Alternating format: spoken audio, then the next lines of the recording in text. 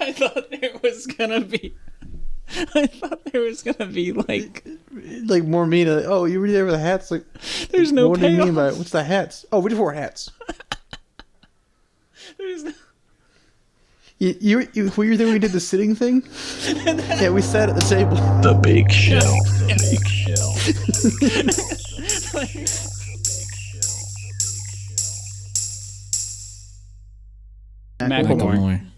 Macklemore. Why is mine off? Macklemore.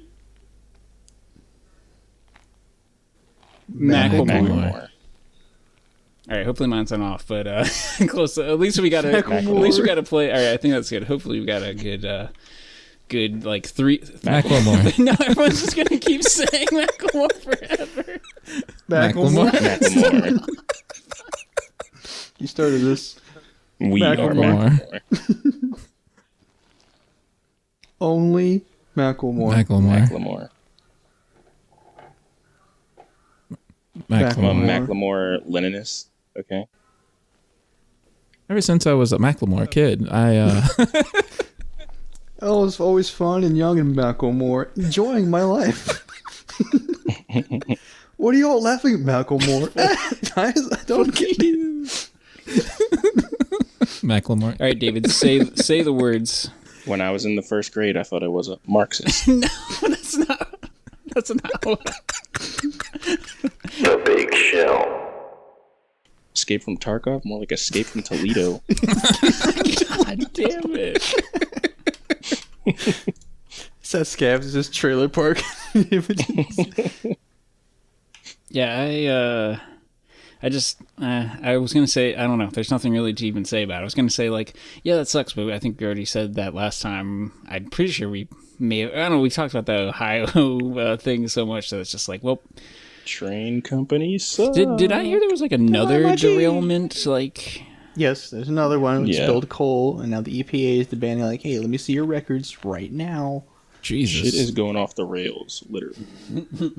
Well, I did see like EPA did a press conference. Just said, Norfolk Southern, you're getting clapped. You're going to pay for all of this in Ohio, and if you don't listen to our demands, then the price of it will triple. Like they basically be a 3 times penalty for if they try to fight anything. So they are going to pay for all that. I guess that's good. Oh no, they're going to pay millions of dollars. Yeah. When they just made $10 billion. I saw that I want to say, like their quarterly earnings or something, or it might have even been less, maybe like a month or something, was it was insane. It was literally like $5 billion.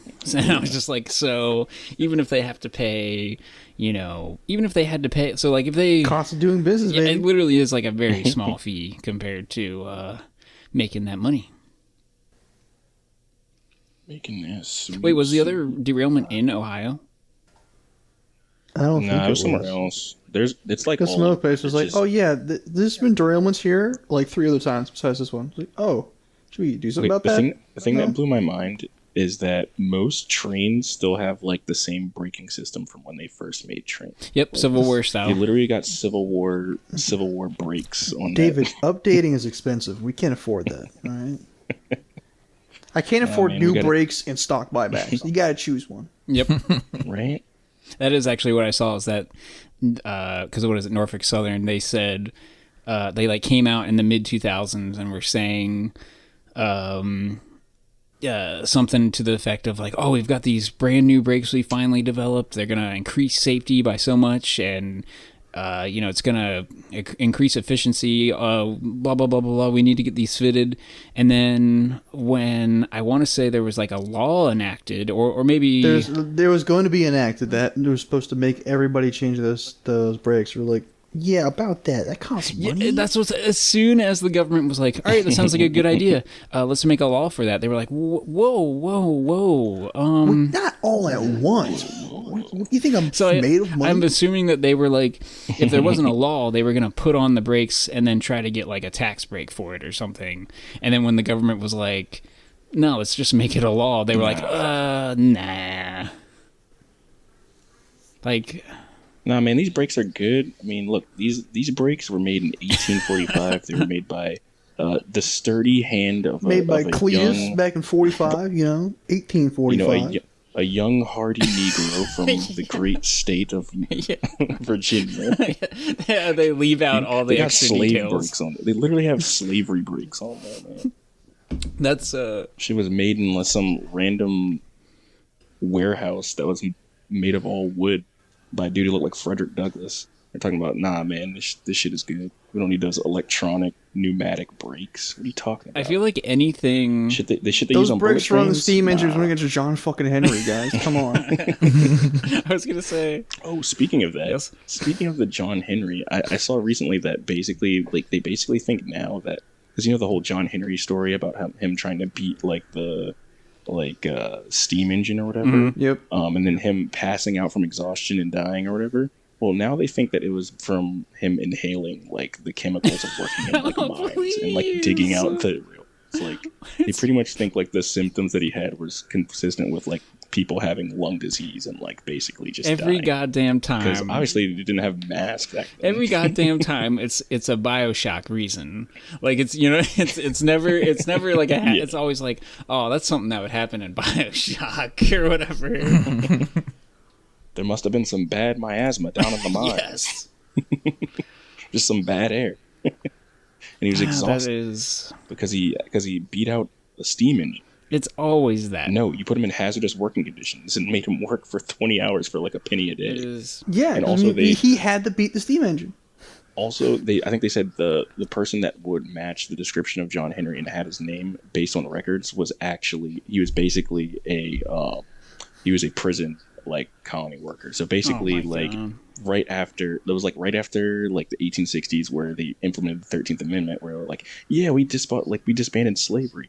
Unless you get arrested and go to jail, then you're still a slave. Yeah, just instantly. And now we still have that. Yeah, so back then, basically back then they would just that's when they started the the Jim Crow slave code laws. So if you just walked on the wrong side of the street on an afternoon while being a little bit darker than Ed, then hey, you're going to jail, my friend. And guess what? You're working in the mines. Yep. But it's not. Speaking of racism, we're talking about Washington for a second. I think it's the state it was. Because Washington was the first state to ban slavery, and not for the reasons you think. Oh, wait, why? Yeah, because I've heard this one. Go ahead, tell him. So, Daniel, the rest of the U.S. has had regular racism. You get it? Right? Washington had ultra racism. Mm-hmm. They didn't ban slavery because they wanted slaves to be free. They banned slavery because they didn't want black people in the state. All right? Oh, yeah. We don't want slavery. We don't want slaves. We don't want anybody. Can I just be honest? In our state at I'm all. just gonna be. Or I'm just gonna. The first thought that came into my mind was almost one of respect for that level of racism. That is just if you are that racist or that just angry about black people existing near you, then wow, at least you're honest about it, I guess. It's like saying, look guys, I want autonomy for black people as a race. And that involves sending them back to Africa where they came from, because I don't want them in my country at all. It is on the same level. They had us for the first half. They had us in the first half. I'm Just not gonna lie. That is, I did not know that, and somehow I didn't know that. I feel like that is a crazy just. And the weird thing that I thought you were gonna kind of bring up this fact that nowadays Oregon, specifically Oregon, I always hear it about. And Washington outside of Seattle and the major metropolitan areas, I always hear about that's where the big militias are in the U.S. right now. Oh, sounds right. Yeah. What is it? Why? Remember that militia that had they had a David Koresh standoff with the government. They were what are they, cattle farmers or something? I forgot. Yeah, some crazy ass redneck cattle ranchers in Oregon or something, and they had a shootout with the government. Yeah, and it's it is very a well-known fact that Oregon and pretty much the Northwest is just for some reason outside of the metropolitan areas is just really crazy. Okay, I mean, and not that the rest of the country isn't crazy or whatever, but it's just specifically they have like a very big militia culture out there. I don't know what happened or why. Maybe that fact that you guys just brought up has something to do with it. And no one really cared about it until it's always been that way. And no one really talked about it, and everyone was just like, okay. That is wow. My wife wants to move out there. Yes. Just Where, Oregon? Just be in your house by sundown. Yeah, I mean, that's what I hear. Sundown laws. When you say she wants to move out there, do you mean out in the middle of nowhere, or just to like Portland, Seattle, somewhere? I know it's hard to see you out there at nighttime, but I better not see you out there at nighttime. I'm gonna ask you to smile, boy. If I see that smile at nighttime. Oh. I better be talking to the air. Yeah, just like, is there like a specific place that she wants to move to, or just because it's? I mean, because I always kind of had an interest in the Pacific Northwest, but don't know much about it really. She's interested in Vancouver, Washington. Oh, which is like right on the border with Vancouver, Portland, Vancouver, Canada. No, with Oregon. Oh, is it? Yeah, wait, it's so like there's two different Vancouvers. Yep.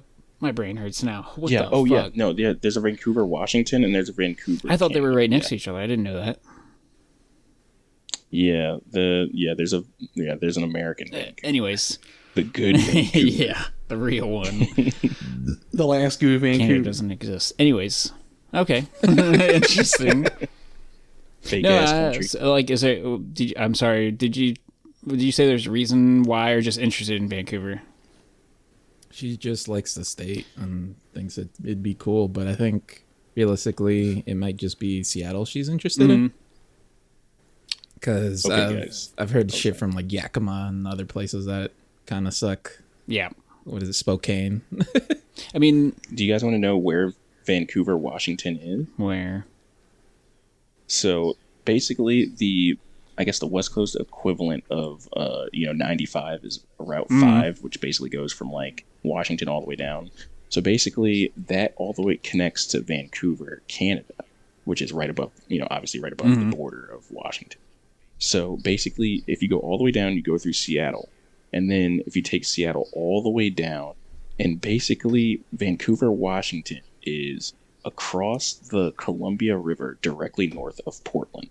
Yep. Just above Portland. So basically, the Oregon-Washington border is Portland is on the Oregon side, and Vancouver, Washington's on the Washington. So when there was the but technically, I got questions. Keep going. So basically, it is essentially like, it's about basically 500 kilometers south of actual. So here's a little offshoot that because I was when I was a kid, I was a huge NBA fan. And for whatever reason, that was the first sport I was just into watching. And I remember the Seattle Supersonics and the Vancouver Grizzlies. That was were they Vancouver, Canada, or were they Vancouver, Washington?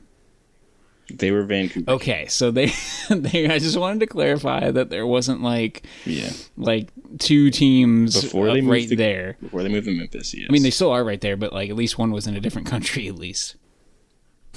Yeah, like they would have. Yeah, they were basically huge rivals because they were right next to each other, but different countries. Yeah. I mean, it's like well, technically we don't have any. No, that's weird. Oh, I guess for hockey, it's basically like Maple Leafs versus the Sabres. It's like you're right across a body. Yeah, I guess you could say like Toronto, maybe. If you're not talking like NBA, it'd be like, I guess Raptors and like Knicks or something, but it's not that close. Or it's only in hockey because I was trying to think Detroit. All the ones where Toronto it has a professional team. Most sports, Buffalo doesn't have it shared with. Where the only thing is hockey. Detroit, because what's right across from Detroit? Is it Toronto or no? Is it Ontario? Kind is of. it there's a city? I mean Ontario is the region where Toronto. There's a city where it's an American city on one side of a river. Okay, so I mean Detroit is Detroit's like on the we're testing, other side of that. We're just like laying out our geography knowledge right now, and really just displaying our ignorance. So basically, no, like Detroit is right at the Michigan Canadian border, because like the Michigan glove, you know, the state glove or whatever, like basically has like there's like a little strip of like that disconnects it, that connects to like Lake Erie, and then it's just like whatever that peninsula, that Ontario is. But you have to drive across it to get to Toronto. Like, so it's still like probably like maybe it's not far away. Like if the Pistons face the Raptors, it's probably like a 2 to 3 hour bus drive over there, but it's not far away. Yeah, I thought so they would be considered relatively. I could have sworn there was maybe whatever it is across. You know what? I think it's Detroit is on one side, and it's Windsor maybe is like there's a legitimate city directly across from Detroit, like that can see Detroit. Yep. And it's like they are the same Windsor city, except you know one has healthcare. So yeah. David, hit the DJ Khaled button.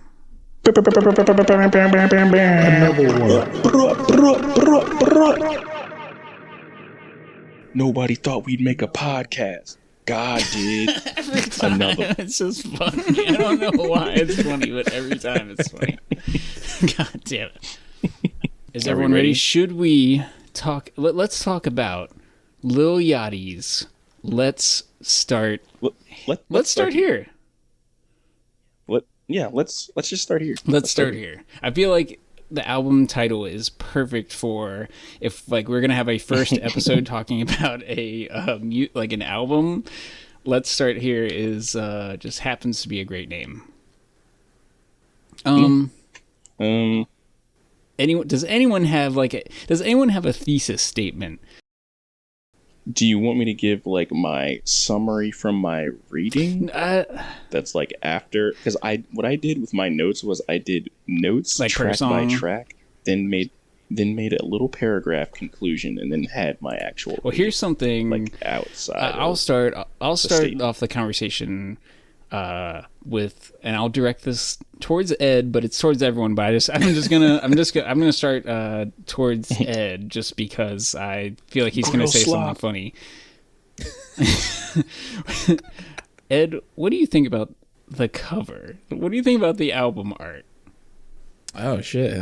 Like threw me for a loop. I'm sorry. It's not necessarily funny, but I want you to just say something. Where is it? It looks like somebody tried to AI gen for the first time and forgot how faces look like. It looks like AI chat tried to make a Tim and Eric sketch that was going to play on Adult Swim at 3 a.m. And it's like a freeze frame of it. Yeah. I'm expecting like one of the like faces to like kind of like do like this blurring swirl towards the camera, and then like once it goes up to it, it goes like and then it shows like the Adult Swim like cue cards. I mean, Ed, did you look at it yet? And think about it. It looks like everyone's having a swell old time. I mean, it's. Where are they? Are they in a courthouse? Okay, so I mean, the first time I saw it, I was like, "What the?" Like, I kind of, I had the reaction of "What the fuck," and I'm sure that's kind of what it's supposed to be. A lot of times, albums are supposed to make you, or album covers are supposed to make you go like, "What the fuck," and I didn't come up with this on my own. But when I was kind of just like researching this album because it's just so strange, I came across someone that said that. It is essentially a first-person view of someone, let's say Lil Yachty, in a board of directors room, saying, "Hey, I want to do a new album that is not hip hop," or so they said that they can imagine it's him telling all of the board of directors of like the record company, like the record company label owners, whoever they are, the board of directors, and saying, "Hey, I'm going to do a new album," and that was the sort of reaction, and it's just like I'm going to do like a experiment. Yes, because you can see sitting in front of him, it looks like it is some type of like a checkbook maybe, and something that he's gonna sign. Oh, yeah. You know, like he like they're getting ready to hand him a check for the new album. They're talking, and so it's the board of directors just being like, "What the fuck are you talking about?" And of course their faces are all fucked up because it's kind of they're supposed to be like evil, you know. Okay. Are you guys ready for this? I'm ready. They're laughing so hard. Yeah, they're laughing so hard and it's distorted. Yes. Zach, was it you that said it looks like it's AI generated? Yes. It is AI generated. Wait, so it actually is. They just... I just found this Vibe article. It says, Lil Yachty shares AI generated Let's Start Here album cover. Let's Start Here is set to release on January 26th. Oops, I called it. Like some AI generation, and then the sort of said like just fuck up the faces. Well, and they're always like fucked up anyways. So the AI generation. So Variety. AI generation faces are alright. It's usually if it's AI generated, you look at the fingers and like, yeah, you have 7 toes. I'm looking at the hands right now. Variety described them as a demented board of executives. So yeah. Oh shit. Yeah, and that's what I don't want to. You know, I guess what I'm trying to say is, if you a lot of times, like when analyzing an album, trying to overanalyze, because that's the fun part, is overanalyzing an album, is starting with the cover and the title, and saying, what is this album? What is this album about? And if you take the entirety of the lyrics and the theme and you know everything into account and then combine that with, okay, the board of directors laughed him out of the room when he said he wanted to do something that was not, you know, cold as Minnesota or whatever, and I think it actually makes the album make even, you know, I don't want to say more sense, but it really. After I kind of thought of it that way, I was like, oh, it made the album just really shine to me, I guess. Because there's a lot of the album's about, and I guess we can get right into it. A lot of the album is just him talking about relationships or whatever. It sounds like it's like a lot of love songs and whatever, but I think the key is failure. He talks, I don't know if you guys... Yes, there's like one song in there that just talks him talking about failure. And I think that's like the key, is that it's not actually about him and a woman. It's more about him and his like path of like, I want to do this. I don't care if it sucks or whatever. My last couple albums sucked to most people. You know, that's kind of the theme. Or hear me out, or he's admitting that he's the suit. Okay. that sounds more accurate. Let's get in. Let's put that in the files. Take that back. We'll come back to that. I do actually want to ask Ed this because of what he told me last night. So when we all kind of like last week or whenever we were starting this, we were like, all right, we're going to listen to Lil Yachty's new album. And Ed was like, okay, I guess we can do that, you know, because it's just like, I mean, I would have said that if I didn't know like about the talk about this album, you know, that because it leaked like a month ago, and someone just on I think Reddit it leaked, and on Hip Hop Heads people were just like, this is the most insane thing coming from Lil Yachty. It's insane, and I didn't listen to it. I was just like, I'm excited about it. And so I guess Ed, you probably only knew the classic couple Lil Yachty hits, and we told you to listen to it. What is your, now I need to, after listening to it, how do you feel? Well, first I want to say on the album cover, the guy in the very far back left, I don't know why, gives me Orenthal James Simpson vibes. Honestly, I was thinking that too. Okay, I'm glad I'm not the only one. At first I thought this was like the distorted faces of like the like lawyers that helped OJ get off. Like, is one of these Johnny Cochran? Is one of them Kardashian? Like, what's going on? Honestly, you're pretty close. Like Kardashian's on the left, Johnny Cochran's right in the middle. Yep. Because I feel like they have 90s style suits. Big like, shoulders. These aren't like, you don't look like, the pads are popped. Okay, so I'm glad you got that out of the way, Ed. So, Lil Yachty, I don't know. I didn't like Lil Yachty. Here's my thesis. I didn't like Lil Yachty very much. And then I heard this, and I like his music in this album. I like the beats and the music that he did. It surprised me. Yeah, I mean, that's a pretty simple way to put it. from a general basis, I kind of concur. I was like, this is, in my opinion, better than anything I've heard from Lil Yachty before. Like I never liked Lil Yachty before, and I heard this and I was like, all right, well, let's start here. Let's see what he's going to be making from now on. See, that's the thing. That's what the title of the album. Let's start here with the period at the end. And is this his new vision for how he wants to be as an artist or as a musician? I think maybe. Let's just say maybe. Perhaps. And the thing, and just doing stuff other than rap. Yeah.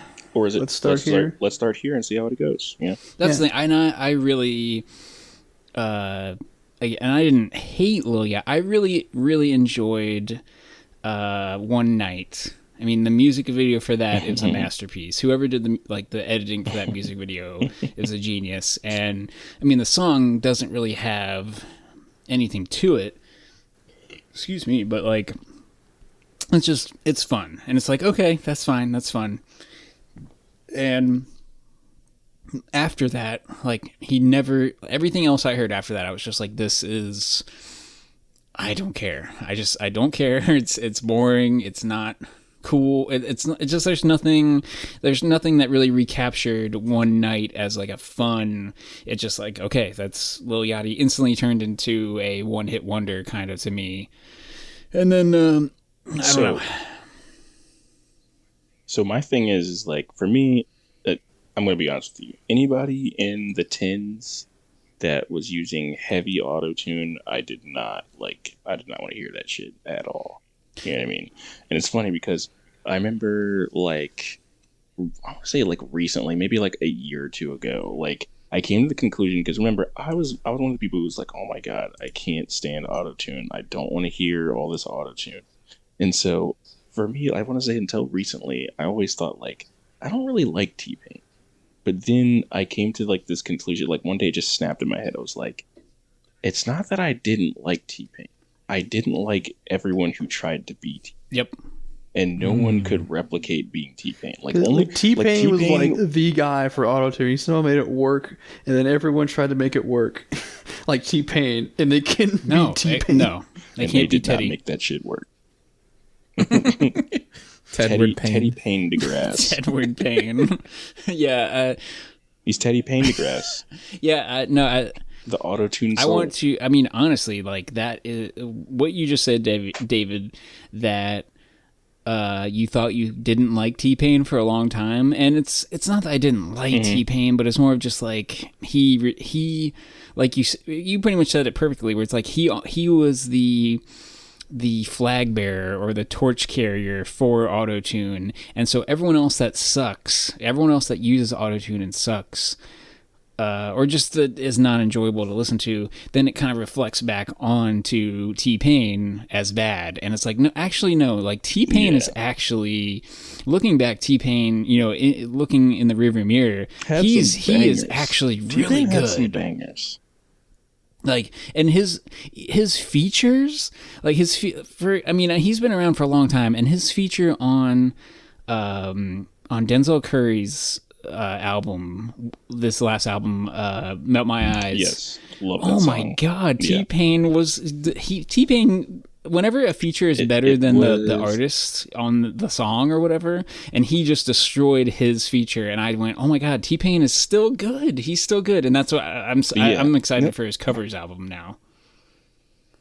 Yeah, no, I definitely agree, because like that one, along with X-Wing and Walkin' were my three favorite from the songs album off of that Denzel Curry album. Yeah, like it's just a bop. Yep. Just catchy. Yeah, no, I so getting back to Lil Yachty, yeah, I mean, because I guess he was part of that, I guess people call him as part of that SoundCloud rap era, which I don't know how much, like, Zach, I don't know if you listen to SoundCloud rap, or Ed, I don't know if you listen to SoundCloud rap at all. Not a lot, no. Not quite. Because it's like Lil Yachty plus, I don't even know who else I would put on there, like, I don't want to say Playboy Cardi, but like, just this. No, those guys all. They're not the same. They're not the same genre. It's just they're in the same wave. But it's a similar vein.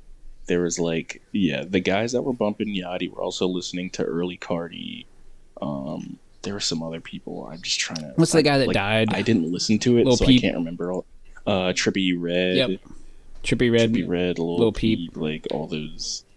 Yeah, all those guys were just like, it was just like Young Thug's kind of in there too, and I don't want to get into Young Thug, but I respect Young Thug a lot, surprisingly, but I think he's in that category of like, I don't know what again, people call it SoundCloud rap. It was people that like I just remember there was a wave before I just didn't know what the fuck they were saying. It was hard to understand. Like, I will never forget the first time I heard Young Thug was the Rich Gang song. Yep. He was just like, I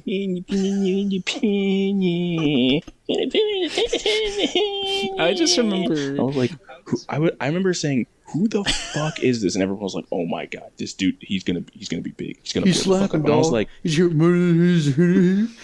I don't know what he's saying. I literally don't know what he's saying. It's so high pitched. Why is it so high pitched? I don't know what's going on. I will never forget. That's the first time I ever saw the meme where like the top comment on the YouTube video was "Can't wait till the English version drops." That was the first time I saw that. I remember seeing that and dying. It was because I was like, and then also that was that also had Rich Homie Quan on it. Where's Homie Thug? That's what he sounds like. It's like, what are you saying? No, and the combination of Rich Homie Quan and some Thug, Young Thug. I was just like, what are you guys saying? Like, I don't understand. And not even am I supposed to like this? But that's I don't want again. We'll save Tugger for his own episode maybe, but and we'll have to bring Billy on because Billy is a huge Tugger fan. But he's about them booty. Yes, I mean our channel Dark Side Goons, our Discord channel is named because of Young Thug. So thankfully we didn't get a thankfully we didn't hire someone to murder people for us. But luckily the guy that we had go out and try and clap someone didn't get the car from rental car from Hertz in his name from Hertz in his name. Just classic. Only the smartest in my gangs, you know. And YSL. All right, so free YSL. So okay, let's get back on to let's start here, and I'm just. Yeah, before I even get into it, I forced you guys to listen to Tame Impala, a music video, and ignoring the music video, I forced you guys to listen to a Tame Impala song before we started this. Ignoring the gorilla conolingus? Yeah. Wow. I mean, you can talk about it, but that's all that needs to be said. I'll leave that to you. That's all that needs to be said. But that was kind of just, I wanted everyone to at least, if you've never heard of Tame Impala before, just to be like, okay, Lil Yachty worked or did a song with them or something, or a remix, I forgot. He was featured on like one of Tame Impala's songs recently, and then he comes out with this album, and so I wanted to see, because Lil Yachty, I think he does a lot of production. Actually, like he did a lot of his old production, so he's a producer. I was just seeing that he apparently did work on the 21 Savage Drake collab album that came out, like doing production for it. He produced like on. He like was partial producer on like 2 or 3 songs. Yeah, so I was aware he does kind of produce some of this. I think that's what, when looking at this album, which I'm just gonna say I don't want to say it's 90% production. That might be too much, but it's more about the sound than it is about the rapping or you know what I mean. And I don't know. What are you saying? Nothing. Once I get to my analysis and review. Let me run down that. So I was interested because I was like, I know Lil Yachty's a big producer, or like he does production, and he's got this album has a very distinct sound, obviously, and so I was like, let me see who did production on this album, and I don't know if you guys looked this up, but get ready, I'm gonna list the producers for this album. So obviously Lil Yachty, and there's a lot that I didn't know, like maybe another, let's say 3 or 4 like producers that were just basically, they aren't artists, they're just studio producers who do a lot of hip hop and other stuff. So I left them out, but here's some of the producers from this album. Unknown Mortal Orchestra. Have you guys ever heard of UMO? No. Okay, so I didn't think you guys would have. They were a band. They are a band, an artist. I don't even know if they're a band. They had one album that came out in the early 2010s that was like huge for kind of the indie scene at the time.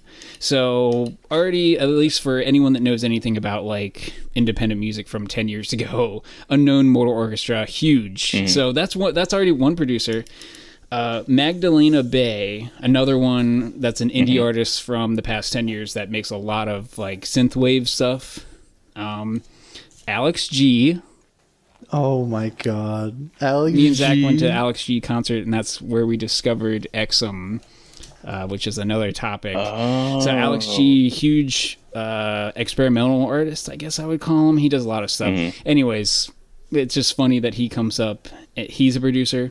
Mac DeMarco, who I put in the chat earlier, he's a huge indie artist the past 10 years. Probably maybe the biggest. He's like the face of indie the past 10 years. Nick Hakim, who he's like a R&B kind of guy. MGMT. I'm sure you guys have heard of MGMT before. They did of course. Kids, and they're a classic. And I found this one very interesting. Tory Lanez. Tory Lanez was a producer. Tory Lanez. What song? I don't remember. I did because these are different songs. Oh wait, I think I found it. It was for Paint the Sky. Yep. Wait, his name is Daystar? Yes. His name is Daystar Shemuel Shua Peterson, known professionally as Tory Lane. That's an entire another topic. What? He should have gone with that as his rap name. That's what I said. Daystar. Why are you not just Daystar? How do you change your name? Like, who's Tory Lanez? Tory Lanez is a porn star name. He does sound. Tory Lane related to Cody Lane. Like, Tory Lane sounds like a porn star name, and Daystar, it's like... Sounds like he's about to blow the back out of his stepsister who got stuck in the washing machine. Anyways, I just wanted to bring all those up before we say anything else, just because, like, these are huge names in just music in general the past 10 years, and pretty Except big variety to me, like, looking at these names. Like, I know all these artists, and I'm like, wow, okay, that is insane. A lot of really talented, famous musicians, and Tory Lane. Who is probably going to jail. Anyways, I mean, he is. Yes. Let's say, yeah, is he already in jail? I think he I got don't know if sentenced they've already. Did it happen yet? I don't know. The last thing I think heard was the his trial dad was going freaking on. out, blaming like Jay-Z and Rock Nation for some reason. I don't. He's like Jay-Z. All right, David. Let's get into some notes here. All right. I mean, yeah, that was something I noticed. I noted that there was one because I was listening to production and I wanted to know as well, and I didn't because it's weird because I just went on Wikipedia. I looked more at the producer part and didn't even look at the writing credits and Tory Lanez and all those other guys were in the writing credit for like producer wise. I just saw Patrick Wimberly and Justin Rays, and then all of them. I just noticed that all of them were producers and that all of them did like synth or experimental like stuff. So it was like clearly he started working with these guys to make this happen. So I'll start off with my as listening notes track to track. Looking at the track list. So we'll start off. Yeah, so first song, Black Simo. My note was, WTF is this hip hop Pink Floyd? Trippiest rock ballad long song I've heard in modern era of music. Reminds me of the classic rock legends. Great song to zone out to. Solid banger as we're starting out. Ultimately, probably my favorite song. So, I was gonna say, Ed, you especially because you didn't know what you were getting into. I don't think when like listening to this, when you started this, when you hit play, Ed, and the Black Seminole comes on, were you just like, what were your thoughts? I remember thinking like, is this still the same Lil Yachty? Like, see that because is this really? That's where I just it's really low boat. yeah. I mean, because that's where I just remember being like, all right, I heard this is weird. Let me play this, and just hitting the play button and being like, I mean, just it literally like being hit by a sound wave or what, and you're just like stunned. Like what it was, it's like the was it the Maxell cassette commercial where you're like in the dude sitting in the chair and getting blown inclined back. I mean, not even joking, that is literally away. I mean, and not saying like, oh, this is the greatest song of all time, but I mean, it really is like shocking. Yeah, he's like, I know this about Lil Yachty. Listen to his new album. Hold up. This is the album, right? I mean, regardless of, and I think it's actually a really great song, and it's just like it comes out of nowhere. It just really is, and it is hard to follow that up, I think. And I'm not saying it doesn't. Yeah. Start off very hot. Man's is hot. But anyways. So it's funny because now, like, because it's been a while since I listened to it, and I haven't listened to it since, like, I kind of have, like, this, I don't fully remember all the intricacies of every song, but I'm just going to read off my notes. Okay, then we go to The Ride. My note was, where did this nigga get all these different voices? Is this all actually Lil Yachty? What is happening right now? So I was confused on whether, because, like, the other thing was on Spotify, it doesn't say any featured, so I don't know. Let me go back. No. Is there multiple people on that? It's only Lil Yachty. Oh, no, there are multiple people on The Ride. And that's the thing. There are multiple people on almost every song. I think if you look into the credits and I think that's actually an interesting artistic choice to just say, we're not telling you who or what is singing in the song. You don't know. You're just listening to this. You're forced to listen to the song, and you're not like, oh, great, this is some. You know what I mean? It's pretty interesting to just, especially for hip hop that has a lot of features. You never know if someone is actually featured because Lil Yachty sounds so crazy in this album. You never know if it's like if it's a feature, if it's just a vocal change. So I think that's actually a kind of interesting that he did that. Okay, let's go. So I was just like very confused. Yep. Like I'm already like 2 songs deep. I'm like, what is happening? So did you sit down and just like straight up listen to it, not doing anything else, or like how? I listened to it at midnight. I was in the dark in my room at midnight, just listening to it. The best way to listen to Pink Floyd. Classic. Exactly. What was it? That reminded me of. What was it? I think it was like a Venture Brothers episode where they were like, he's in a Floyd hole, you just gotta throw him in the bathtub and let him listen to the entire Dark Side of the Moon or something, or the wall, or Dark Side of the Moon. Yeah. You're in a Floyd hole. And then the third song was Running Out of Time. I said, oh, we doing funk now? All right, let's get it. Funky bass-line, auto-tune, progressive rock, funk, soul. Has anyone done this before? So before we even get any further, like, we're talking about it's like psychedelic or whatever. But like, if you were to honestly, if someone were like, "Hey, what genre is this album?" What can you answer that question? Yes. No, I mean to describe it because I kind of mentioned it too because my family came over on Monday because they normally come over on on Mondays to come see DJ. I kind of mentioned it to him. I was just like, I was like, I don't know what it was. I was like, it's a mix of like Pink Floyd meets like. George Clinton, Parliament Funkadelics meets like jazz fusion. Like I don't know what's going on. There's a lot of stuff happening, and I don't think you can really categorize it. It's just a lot. It's a lot of certain similar blended genres somehow. Yeah. So that's what also I need to know which of these songs have hearts next to them in Spotify? I was gonna say, did you heart a lot of them or none? I didn't. I should have. I didn't. Now that I realize it, so which means I'll probably have to listen to it again. But I definitely would heart Black Seminole, and some of the other ones that had some really good like bass lines. One of my main things was that there was a lot of really good bass lines in this. Like there was a lot of good bass riffs and guitar riffs too. Like there was just some good like, you know, funk and rock like elements throughout. And my ultimate thing that I got from this was like this was some pretty god tier production and like sound engineering. Yep. I thought like that's what I was saying. I remember one of my notes was like I think later on in the end we'll go through it, but basically I said whoever's the producers and engineers on this carried this out. I said okay, at 10 I'll just skip ahead to 10. I said by Say Something I said okay, Yachty on his Drake shit but with some high pitched ass auto tune. Producers and engineers on this album are Marshawn Lynch versus the Saints. Hold my dick, carry this album. Just 1v11, like just going 1v11, just juking and trucking the entire opposing team. Ed, what I feel like you were about to say something. Ed, did you have something to say there? I was somewhere like a minute ago. Yeah, I was gonna say Running Out of Time for me was one of the ones where like I started to really feel it. Because I really like the funk. Yes.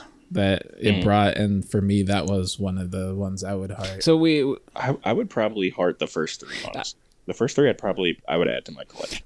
It starts the album starts off. I was gonna. I mean, and we don't have to go through every single song unless like everyone wants to say. Yeah, I'm gonna sum it up. Say something specific. I can sum my part up real quick, and then like you guys can talk. But okay, so the what. I had a good comment. Like once it got out of Running Out of Time, it went to Pretty.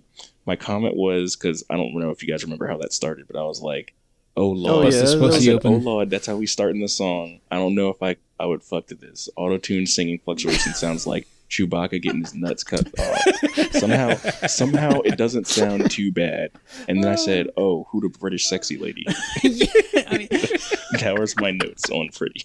Yeah, that right? Is like a perfect and I just my quick little interjection here is as soon as the first time I heard Pretty and every time since I think of Barone. Yep, it is a Barone song. It 100% is a Barone song. But yeah, and then after that was Failure, which isn't really a song. It's kind of just like Yachty talking. So my comments was, what is this nigga talking about? He must be on some heavy doobies. Not really a song, just words of wisdom. I don't know. Didn't really need this track. And then 6, The Zone. I said, yeah, my man's is fucked up. Yachty the new Cuddy. Is it weird that I like trippy experimental hip hop, but I don't do drugs? The electric and bass guitar riffs on this album are pretty damn good.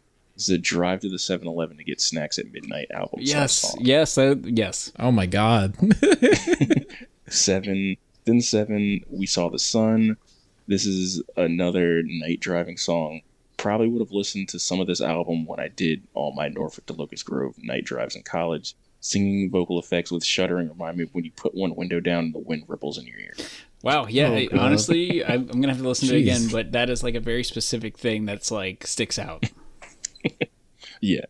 Then there's 8, Drive Me Crazy. Ooh, damn, love that bass line transition from We Saw the Sun to Drive Me Crazy. Female vocals is Bussin'. This reminds me of a chill 70s song. I fucks with it. So that would probably be hard as well. I guess I'll just say it now. Drive Me Crazy is my favorite song on the album. I've listened to it probably the whole album maybe 3 times through. That's a good one. And Drive Me Crazy is... for the first time I heard it, I was like, ooh, I like this. And then like by the 3rd or 4th time, I was like, this song is actually god tier. It's really good. Yeah. This was another heart for me too. Yep. Then I've officially lost vision. I said, the fuck is this start? 70s creepy ass haunted grocery store. It's midnight. I'm on my computer at night. I don't need that shit. Okay, now it's a rock song. Okay, the production is goated on this album. For Say Something. And then, yeah. Well, no, for officially lost vision. Then Say Something. Okay, that's when I said, okay, Yachty on his Drake shit. Put some high pitched ass auto tune. Producers and engineers on this album are Marshawn Lynch versus the Saints. Hold my dick, carrying his album. Yes. Then I got to Paint the Sky. I feel like at the end of the album, like everything started to blur together. Like my brain just like merged everything together because then I started to notice that there wasn't a lot of.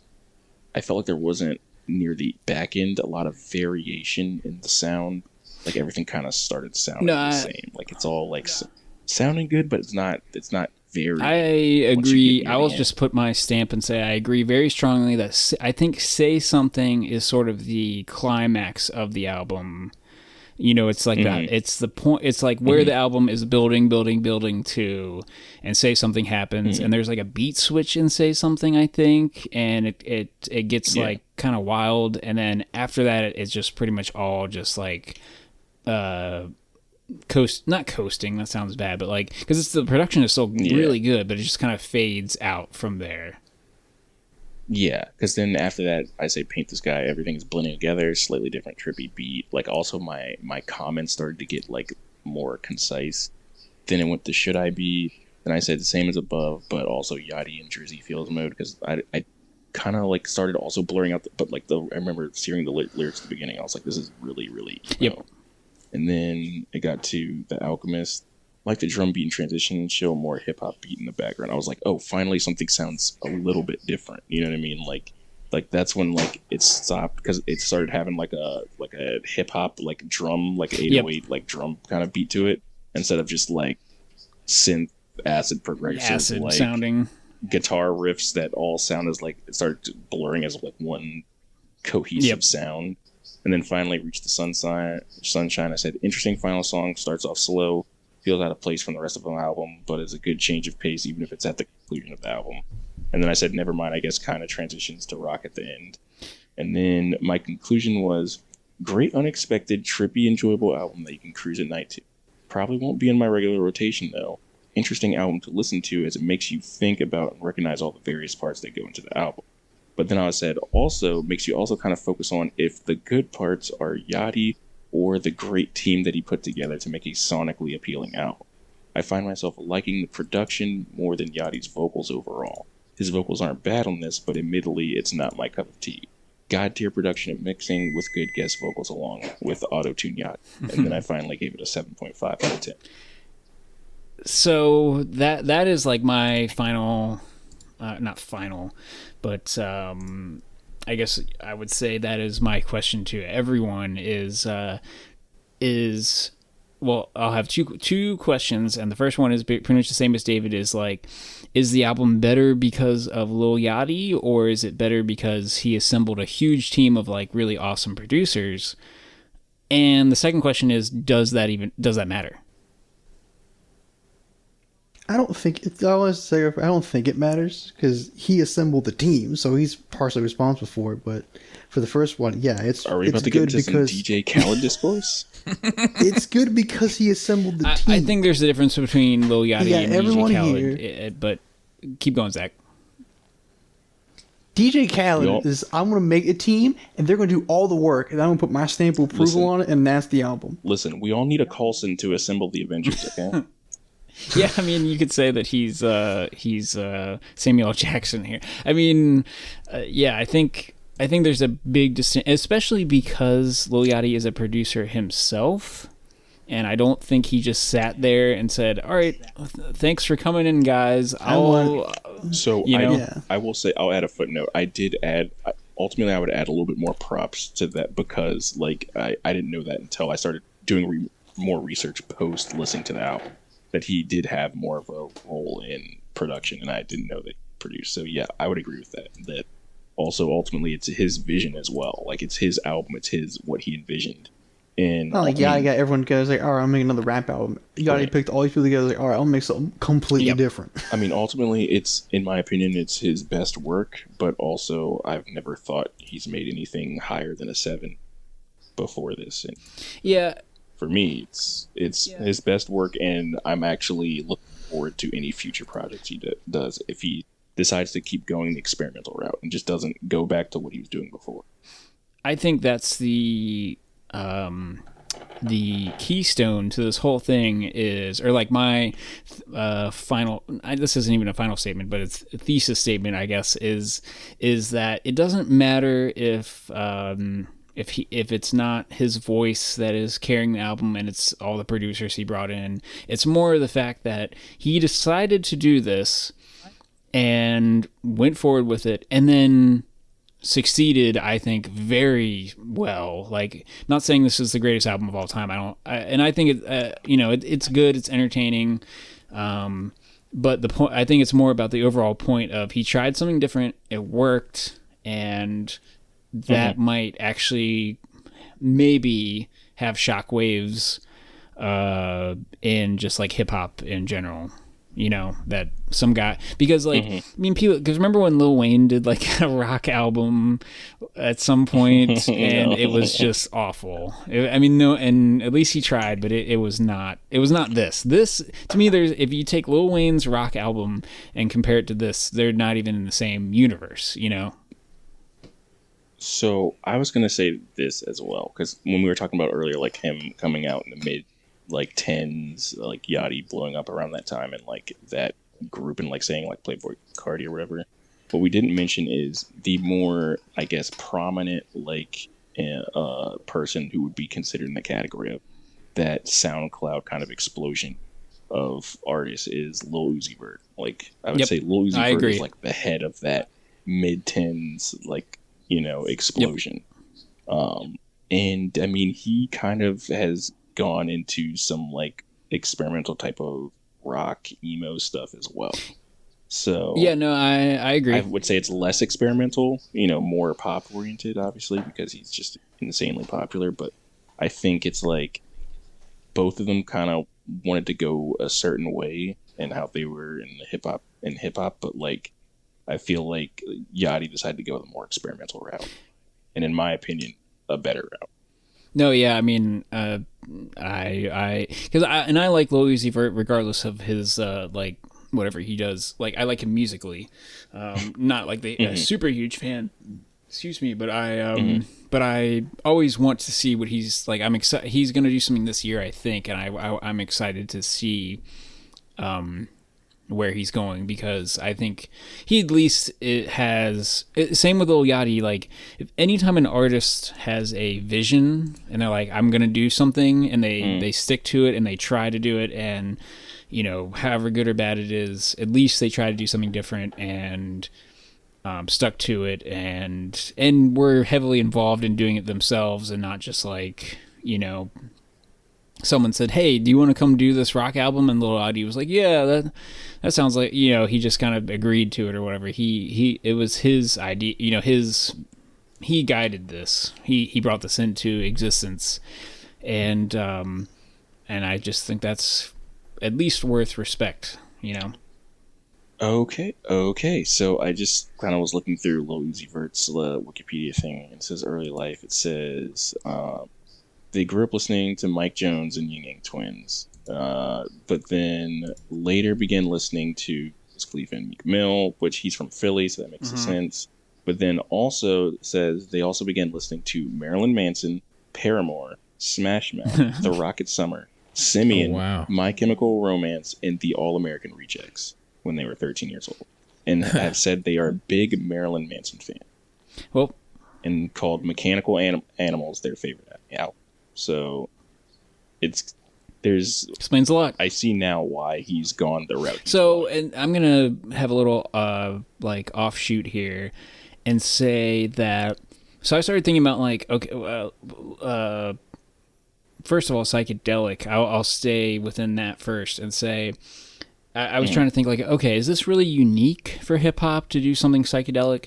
And I thought about it for a while. I was going through like some of my favorite albums, and I pulled out two.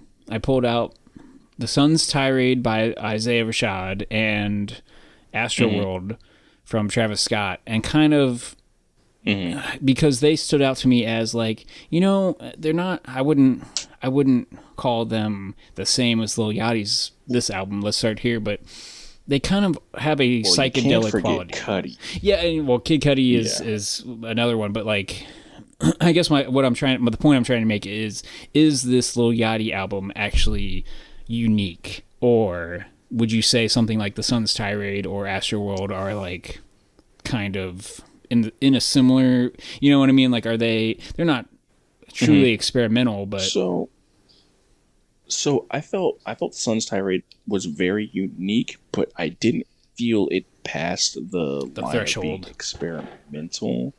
And this is also making me realize it's very interesting. I think we're seeing the convergence or kind of bringing back of rock elements, but in hip hop. Yep. Like, I mean, from a pop perspective, rock is pretty much dead. Mm-hmm. But we're seeing a resurgence within hip hop artists that listened to rock when they were kids and it had an influence on them, but they're just injecting it into a like hybrid within the hip hop and pop. Yep. Because clearly Lil Uzi Vert like was a huge ema rock at some kid. point, yeah. And that's influenced his. And no, I mean, and literally, I don't know if it's his most famous song, but whatchamacallit, that blew up. You know, I mean, just literally the chorus. You know, yeah, push me to the edge. Push me to the. All my friends are dead. All my friends are dead. I mean, that is the first time I heard that, I was like, this is just an emo song with like a hip hop beat. Yeah, yeah, exactly. And it's good. I mean, it's good. It's definitely, so it's whatever. Yeah, it definitely. Yeah, I remember hearing it too for the first time, and I was like, I don't really care if you cry. Yeah, I was like, this is some emo rap shit. What is happening? Yep.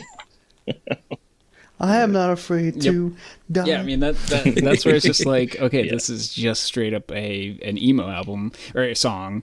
And then also his like fashion style. Like clearly he clearly has fashioned himself as the rap Maryland man. Essentially. Yeah, and that's why I'm very interested in him, just because he always has tried something different, and now with Lil Yachty, and I like the point. So the thing that you said, I wrote this down in my notes for it, was that like, yeah, rock is not part of the pop sphere anymore, but it's so weird because of the internet. Like, it still exists like as a very strong section of music. Like, rock is still strongly going forward. It just is not in the pop sphere. And the final thing I was going to add. Keep going. Oh, sorry. I was going to say the final thing I was going to add, along with the for being influenced by emo rap, was Kid Cudi. When he started getting experimental, he was heavily influenced by grunge, because Kid Cudi has like gone on record as saying like his favorite artist growing up was Kurt Cobain, and he was a huge Nirvana fan. And that's what inspired him to start doing his rock hybrid albums when he did like the Wizard like collab stuff. Like, all of that was like him as an homage to Nirvana and Kurt Cobain, because that was a heavy influence on him from a non-hip hop perspective. And I was going to say a lot about Kid Cudi just now, but then I thought in my brain, all right, maybe save that for another time, because I feel like if Kid Cudi if he had come later, like if he had started making some of his albums that he made 10 years ago now, that maybe people would all of a sudden like him more, because he's like almost like you said, he really almost is like a pre Lil Uzi Vert, and they're not the same at all, but like I think a lot of his stuff didn't get really well received by the hip hop community 10 years ago, because there wasn't any like no one had crossed that barrier yet. Right. So my thought on that, as someone who really likes Cudi a lot, my personal feelings on that was because, obviously I like grunge and 90s rock too, because, after you introduced me to a lot of rock stuff, the ultimate consensus was that maybe not necessarily because he came too early, but pause. but the main problem was that it wasn't good. Yeah, no, that was the reception at the Cudi, time. But Speeding Bullet to Heaven is not a good album. It's just not. Great fucking name. It just holy wasn't, shit. That's a great name for an album. It is a awesome name. Speeding Bullet to Heaven. That is a great name. Speeding Bullet to Heaven. It sounds like it should have been a banger, like an all-time great album, and it just wasn't. It was just mediocre rock done by Cudi, and it just didn't sound good. Yeah. And I was okay. And my thing is, ultimately for me with Cudi, is that like I felt Cudi got too experimental in the case of that he went experimental, and I didn't think it was very good. Whereas I liked Cudi in a traditional hip hop lane a lot, like his mixtape, and then Man on the Moon. the first Man on the Moon Volume 1 and Volume 2 are really good albums, especially Volume 1. Like, I could go back and listen to that right now. Mm-hmm. Oh yeah. But also have you ever heard Kid Cudi freestyle? No. He is a god tier. Really? I was just like, going to say he was bad. That's why I was scared. I don't remember if it was Tim Westwood or one of those, but I remember there was one, like, he did a freestyle right before or right after he came out with his debut album with Man on the Moon Volume 1. And he just freestyled for 9 straight minutes. He was just spitting. And for me, like, I feel like I shouldn't have listened to that, because ever since then I've wanted Cudi to come back and do a more traditional hip hop album, and I just want him to just start spitting bars, and he never really does. Yep. You know, he just does a lot of rock. He does a lot of singing. He does obviously Features. the muses. He goes dumb with the hums, but like ultimately, for me, I respect like, him for not feel like wanting to, if that's really what he doesn't want to do, I guess. But it's just True. crazy Right, that exactly. he could. But then also, yeah, as a fan, I was just thinking, like, man, if you went back and made like a Kid Named Cudi like mixtape, or like even something like Volume 1, like where you were spitting bars, like, it would be an amazing album, because he actually is a really good rap lyricist. It's just he wanted so hard to be something else, a rock star. He wanted so hard to be Kurt Cobain. Yep. When he had talents of being a traditional hip hop artist. Yeah, sometimes, and that's how. And I think that's why. Well, and I think Lil Yachty. Maybe that's the difference between this album and Speeding Bullet to Heaven, is that Lil Yachty didn't turn into what's the guy that flew to Icarus? Is he the Too Close to the Sun guy? Yeah, Icarus. Lil Yachty knows his limits or whatever. He knew what would still sound good. Mm-hmm. And be different, mm-hmm. and didn't imagine himself as David Gilmour from Pink Floyd, and said someone else do the guitar solo or whatever, and right. I'm not going, and that's he found the groove that actually worked. Honestly, I probably would agree. Like, and that maybe it's because he's a producer and he understood how to swerve into that lane or whatever. But okay, so I want to shift gear, I guess. Does anyone else have anything else to say about this album before I kind of wrap things up? What was everybody else's overall like rating or like conclusion? Zach, how do you feel? It's like a 7 for me. It's acceptable. It's really good Yachty. Yeah, it's really good Yachty, and didn't really expect it. It's good to see what he's going to do from now. Yeah, see, that's so. And Ed, before I say anything else, Ed, how do you feel? Considering it's not my cup of tea. Mm-hmm. I would give it like a 6. Enjoyed. It had some, I enjoyed it. It wasn't bad, especially for what I had in mind that it was gonna be. Yeah. Mm-hmm. And that's nice little. And that's what I was gonna. The question I was gonna ask is, let's say that an artist like Tame Impala, who's a psychedelic artist, made this album. Would it? Let's say this is Tame Impala. Let's start here. It's not Lil Yachty, and Lil Yachty's just on it or whatever. Do you think it gets a better or worse reception, or do you think it's better or worse? Would that? You know what I mean? You're like, oh, would it be? How does that affect the overall perception of it if it's not Lil Yachty's album? It would, I think, in my mind, I would question why the inclusion of Lil Yachty yes. for Tame Impala, first and foremost. So I feel like it would hinder it at first, but I think the music would probably save it a little more. Yeah, that's the thing. The music saves it, so it's it is good enough. It's not that the music. It's not how do I want to put this? Music is good enough to where it actually does help it. It's not like you're just saying, well, it's good because it's Lil Yachty, so it's or how should I put this? Because it's surprising that it's Lil Yachty, it doesn't get bonus points. Yeah. It actually is good music in there somewhere. You know what I mean? Yeah, I would agree with that. It's not like, oh, it actually would be a 2 out of 10, but because it's Lil Yachty, it's kind of surprising, and it's kind of like, oh wow, that's cool that he tried that. Okay, my subconscious makes it better than what it is. I think it's actually, it is worth listening to. Yeah. What is your rating? You mean like a point rating? I don't know. I know. See, that's the thing. I never really give any, at least not off the top of my head. I've never really give music.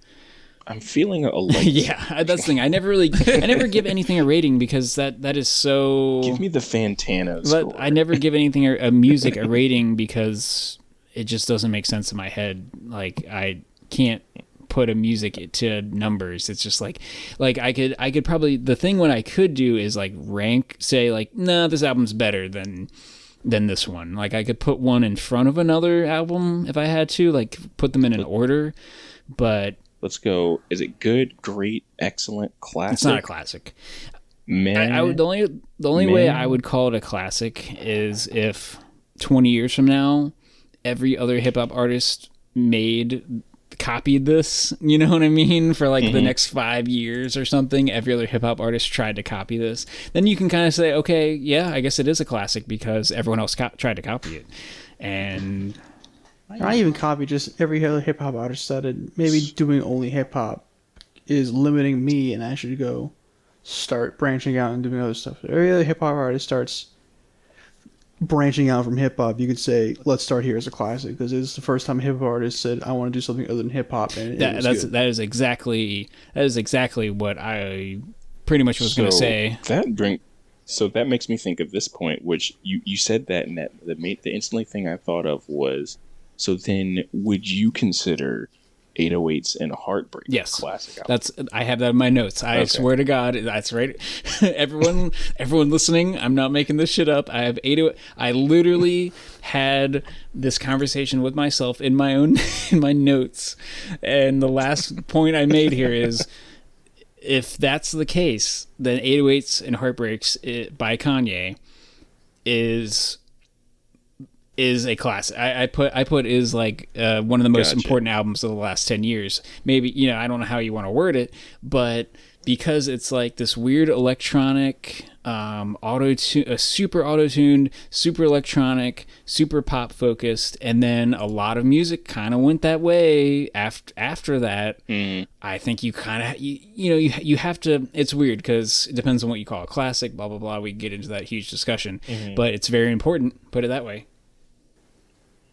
Yeah, I was only going to say that I don't consider it that because for me, I've always, and this may be coming from me just growing up being a hip hop head, like that's like my musical genre that I grew up on, and from what I understand of like just hip hop culture is the reason why me personally, I wouldn't put it as a hip hop classic is because I feel like hip hop classic was always used as saying, is this a all-time, based on rating, or is it an all-time great album?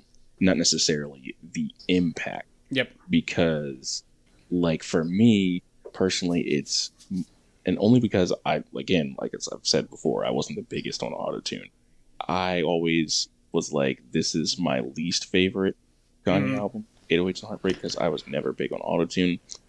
But it is without a doubt one of the most influential albums we've ever seen. And there's so many modern artists now that have quoted 808s and Heartbreak as like their influence. And it's also like, I think the defining album from Kanye that basically switched the idea of what a successful hip hop artist or rap artist will be forward. It basically, 808s and Heartbreak point is I would say it is the defining point and death of gangster rap as being the defining meta. Yep. If you want to go gaming terms, meta. You could almost, in terms of popularity. in terms of. Because do you know who released their first like mixtape or EP or whatever the fuck you want? I don't even know if it was an album. It was like the first release of a certain artist known as Drake came out. I think I want to say maybe like 6 months after 808s and Heartbreak, and I want to say. Was it? And also wasn't Man on the Moon around that same same time as well? both in 2009, I think. 808s and Heartbreak, yeah, 808s and Heartbreak, Drake and Kid Cudi all blew up at the same time, and blew up to such a degree that it basically like changed like it was over what popular hip hop was. And not just popular hip hop, but like that was probably the point where hip hop finally boiled over into being pop music and not just a subgenre of pop music, because like, you know, the 90s rock was still probably the most popular, with hip hop being like maybe 25% of popular music. It really wasn't like at the top, and hip hop probably didn't become truly number one, king of the hill until after, you know, 2009. That's a good point, because I think about now, when I listen to the radio, I was still sometimes hearing on pop music stations some rock song in high school. But once we got into college, once we hit 2010 and beyond, I rarely heard a rock song again. The only time I ever heard anything rock related, you had to be like super pop star. Like it was the only time I heard rock on the radio was if it was Paramore or Fallout. Anything else, it was all EDM or like hip hop. Yeah, I mean that is probably a good.